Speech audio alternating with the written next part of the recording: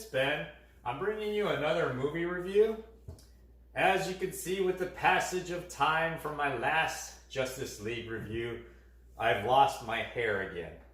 So, last time I reviewed Justice League, this time I'm reviewing Justice League Zach Snyder edition, or the director's cut, just like my cut. Anyways, let's get right to it. Before I start, if you haven't seen this yet, it's available on HBO Max. So if you have HBO Max, you can watch it for free.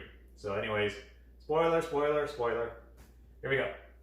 First off, I'd like to say, this movie is 4 hours and 2 minutes. And as I said in the previous review, if I thought it was too long, I will say it. It was too damn long. 4 hours and 2 minutes really felt like a really long movie. I had to break this up. I couldn't go in one go and just watch it because I also got tired of watching this movie. So they broke this movie up into a bunch of parts, right? Which is great because you can pause it and go pee, or you can just call it a day because it's a 4 hour movie, which is ridiculous. Come on, edit this thing, man. If you didn't know, Justice League, this one is kind of a retelling of the first one. They're trying to like sweep the first one under the rug and say this is the official one. But Zack Snyder, I gotta say, buddy, you gotta edit some of this out. There's a lot of scenes in this movie that weren't necessary. They just kind of dragged on. I understand you're trying to build a little bit of backstory with each of these guys, particularly the Flash and Cyborg, but it was just too long, too much. I just didn't need that stuff. It was like, ugh. Like the Flash and the hot dog scene where, you know, he's rescuing the girl after he was trying to apply for a job. I mean, he looks like he's trying to apply for a job, yet he has a secret lair of all these computers and everything ready to go. I was like, how did you pay for that? Why don't you just continue doing that, get more money, and you wouldn't even have to take care of dog grooming stuff? The backstory of Cyborg, how he used to be a football player, got into a car accident, and then the dad, they even said, like, the dad said, I really don't know what this technology is, but you know what? I'm going to take my son from the hospital, who looked like he was just in bad shape. I'm going to cut off his entire lower torso, put him in this gizmo, fire up these machines, and hope something works.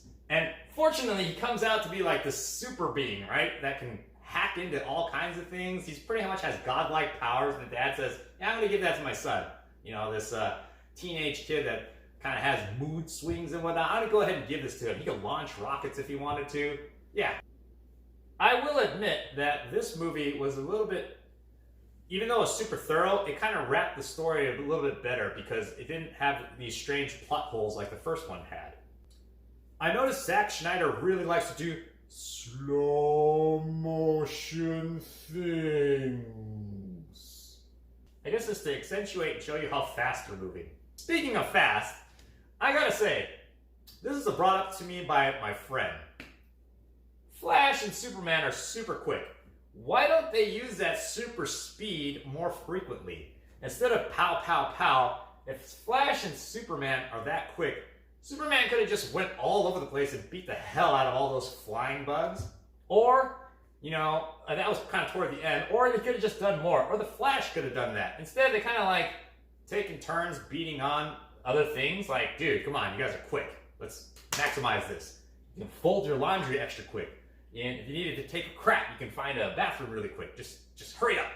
What I noticed was, when Steppenwolf went to fight the Amazonians, these gals put up a bigger fight. I mean, there was like a whole room full of these Amazonian women just kind of hanging out there with their bows and arrows, just aiming at that thing. And I just wonder, like, were they just there for hours upon hours? I mean, like, what if Susie needed to use a restroom? Or what if Mary said, like, man, I'm getting kind of hungry. Who wants some takeout? But they're just, like, there in a taunt position, always just aiming. It's like, that's tiring. Have you ever tried to pull a bow and arrow and you just try to pull against the bow and hold it there? I mean, yeah, they're Amazonians and they're super strong, but even then, like, I'd start shaking and I'd go like, man, is it lunchtime yet? Can I go get like a Pop-Tart or something? But they just kind of were there for who knows how long. And they got destroyed. Speaking of destroyed, the Amazonians put on a way bigger fight than the Aqua people. The Atlanteans, like, they had a whole army of Amazonian women in this room. And then they also called in a bunch of other Amazonian women to fight once the battle took it to the plains. These guys had like Larry, Mo, and Greg underwater watching this infinity box of sorts. When they already knew that they probably lost one, they kind of had an inkling that a bad guy was going to show up for theirs, and they only had the 3 guys pretty much watching it, and plus 1 woman, you know? It's like, come on, dude, put in a little effort, bring in the A team. And if that was their A team, you need to bring on the B team, bring on the C team. You got to bring everybody in. Not just have 3 dudes standing around smoking underwater waiting for, you know, bad stuff to happen. Come on, Amazonian women with their bows and arrows. While I'm ranting on Aquaman real quick, I didn't quite understand how come they always had to create those little air bubbles to talk. They're Atlanteans. They breathe underwater. They live underwater. They eat underwater. They probably pee and do other things underwater. So why couldn't they just talk underwater or evolve a form of communication? They always had to kind of create this air bubble and they go, hey, how's it going, Chief? Yeah, you doing all right? All right, cool. Collapse the air bubble, continue on their way. I didn't mention this in my first review, but Steppenwolf, this guy here, I mean, he's got a lot of spikes and things going on. I mean, it's distracting. I don't know why a lot of movies, I saw this in Transformers as well, they made all their characters, especially the robotic looking ones, with all these sharp edges, you know? Even Cyborg, like his plated armor or his body is really sharp and just jaggedy everywhere. Even those flying insects are all sharp and jaggedy. What's the deal with that?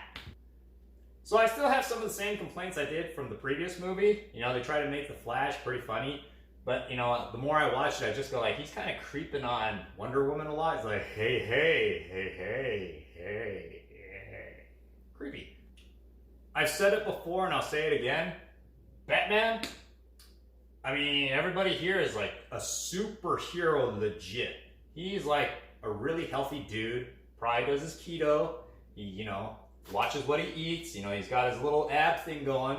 He's just a regular dude with a lot of gadgets, yet he's kind of like doing a lot of things that you go like, whoa, Batman, that's pretty risky for just a regular dude. And then he has to jump in his supercar, super jet, super whatever. Speaking of those super jets, there's like scenes where he's just like cranking and wrenching away on this big spaceship or his car. It's like, dude, Batman, don't you have like, you're super rich, couldn't you hire some dudes to help you build or tool on some of these things? I understand it's like his super secret identity, so he can't let too many people know, but you're like kind of leading me to believe he built his whole super lair by himself. And he's like, what, middle 40s? Can you imagine Superman out there like hammering away, chiseling a little tunnel all by himself for that long? It doesn't make any sense. And then where is he going to source some of those materials? Like the giant tires on his Batmobile. He's just going to go out and he's going to take on rubber technology and build it himself? No, come on, it doesn't make sense. And then he has Alfred helping to repair the thing. Like, he must have a degree in electrical engineering, mechanical engineering, physics, chemistry, biology, and even cooking, you know? It doesn't make any sense. This one, they had fought Steppenwolf, and it was kind of like they defeated him pretty thoroughly by chopping off his head and sending him back into the Netherworld. The first one, they kind of had him defeated by his own people because of fear, which really didn't make sense. But let's talk about the ending. The ending, they kind of have this foreshadowing that, you know, same thing with Infinity Wars. They knew there was going to be a part 2. They're trying to milk this cash cow, so they know like Darkseid is going to come and attack Earth now. So then the Martian Manhunter shows up and he goes to Batman. Dude, why are you going to Batman? You go to Superman.